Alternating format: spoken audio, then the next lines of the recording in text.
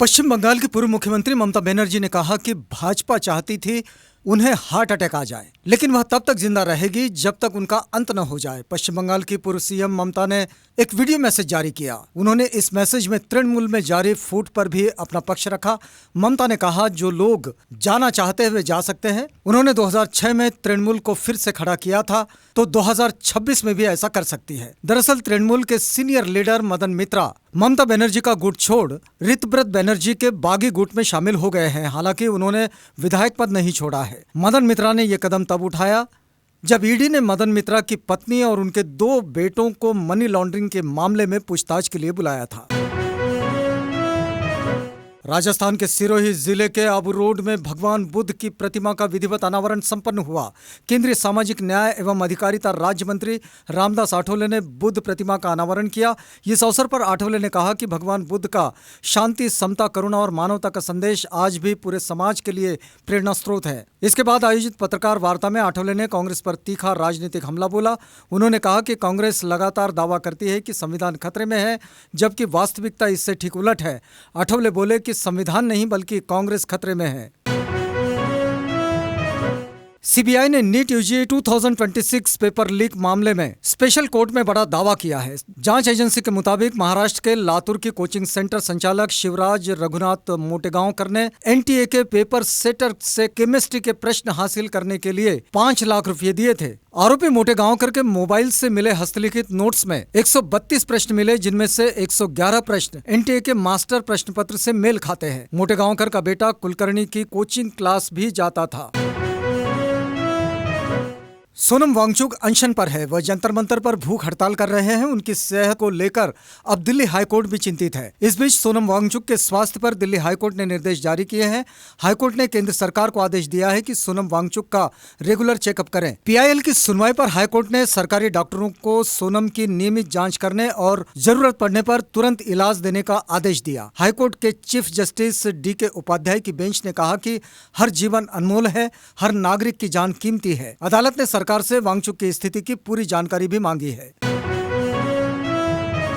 Iran America के बीच तनाव बरकरार है। पश्चिम एशिया में अब भी बम गोलों की बरसात हो रही है। स्ट्रेट ऑफ हॉर्मुज में लगातार बमबारी हो रही है। भारत ने भी एहतियाती कदम उठाए हैं। भारत सरकार के समुद्री प्रशासन महानिदेशालय ने भारतीय नाविकों सीफेरर्स की सुरक्षा को लेकर बड़ा फैसला किया है। DGMA ने जहाज मालिकों, जहाज संचालन करने वाली कंपनियों और नाविकों की भर्ती करने वाली एजेंसियों को निर्देश दिया कि अगले आदेश तक किसी भी भारतीय नाविक को हॉर्मुज से गुजरने वाले जहाजों पर तैनात न किया जाए।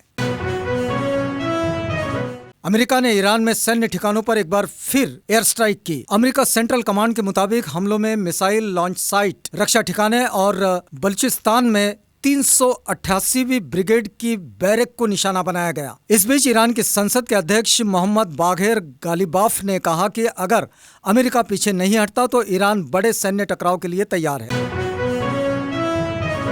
देश भर में पेट्रोल में E20 20% एथेनॉल मिश्रित ईंधन के इस्तेमाल को बढ़ावा दिया जा रहा है। इसी बीच रायपुर में E20 पेट्रोल से कार के इंजन के खराब होने का मामला सामने आया है। इससे जुड़े मामले में कंज्यूमर कोर्ट ने मारुति सुजुकी इंडिया लिमिटेड और उसके अधिकृत डीलर को जिम्मेदार ठहराया है। कोर्ट ने कहा कि नई कार दी जाए या 20 लाख लौटाए जाए। कोर्ट ने माना कि गाड़ी का इंजन E20 फ्यूल के हिसाब से नहीं था, फिर भी कार कस्टमर को बेची गई। कोर्ट ने कहा कि 45 दिनों के अंदर ग्राहक को उसी मॉडल की नई कार दी जाए जो E20 फ्यूल के अनुकूल हो। अगर ऐसा नहीं किया तो कंपनी को वाहन की पूरी कीमत करीब 20.5 लाख रुपए और अन्य खर्च भी लौटाने होंगे। E20 से कार खराब होने पर कस्टमर को मुआवजा देने का ये देश का पहला मामला है। कांग्रेस अध्यक्ष मल्लिकार्जुन खड़गे ने प्रधानमंत्री नरेंद्र मोदी को एक पत्र लिखा है। उन्होंने एक्स पर किए पोस्ट में बताया कि उन्होंने आगामी मॉनसून सत्र में परिसीमन डीलिमिटेशन से जुड़े संविधान संशोधन विधेयक को दोबारा पेश किए जाने की मीडिया रिपोर्टों पर गहरी चिंता व्यक्त की है। खड़गे ने प्रधानमंत्री से इस अति संवेदनशील और देश के राजनीतिक ढांचे को प्रभावित करने वाले विषय पर बिना किसी देरी के तुरंत एक सर्वदलीय बैठक बुलाने की पुरजोर मांग की है। अमेरिका ने रूस से तेल खरीदने वाले देशों पर शिकंजा कसने की तैयारी शुरू कर दी है। अमेरिकी सीनेट में रूस पर प्रतिबंधों से जुड़ा एक संशोधित बिल पेश किया गया है। इसमें रूस से तेल और गैस खरीदने वाले देशों पर 100% तक टैरिफ लगाने का प्रस्ताव रखा गया है। बिल के मुताबिक भारत, चीन, स्लोवाकिया, हंगेरी और अजरबैजान पर 100% टैरिफ लगाया जा सकता है।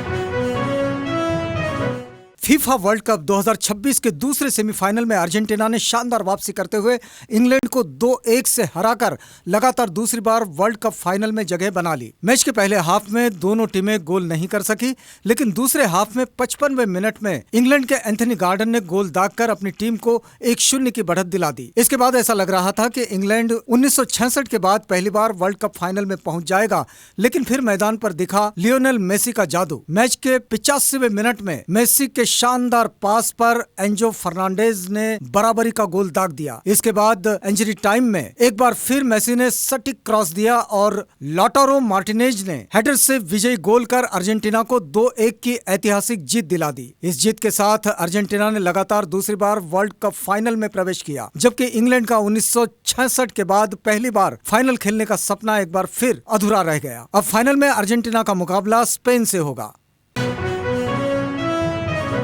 टॉलीवुड के सुपरस्टार महेश बाबू के घर जल्द शादी की शहनाई बजने वाली है। एक्टर के भतीजे सिद्धार्थ घट्टामनेनी ने अपनी साउथ कोरियन गर्लफ्रेंड हैन किम से सगाई कर ली है, जिसके फोटो जैसे ही एक्टर की पत्नी नम्रता शिरोडकर ने शेयर की तो सबकी नजरें दुल्हनिया की खूबसूरती पर ठहर गई।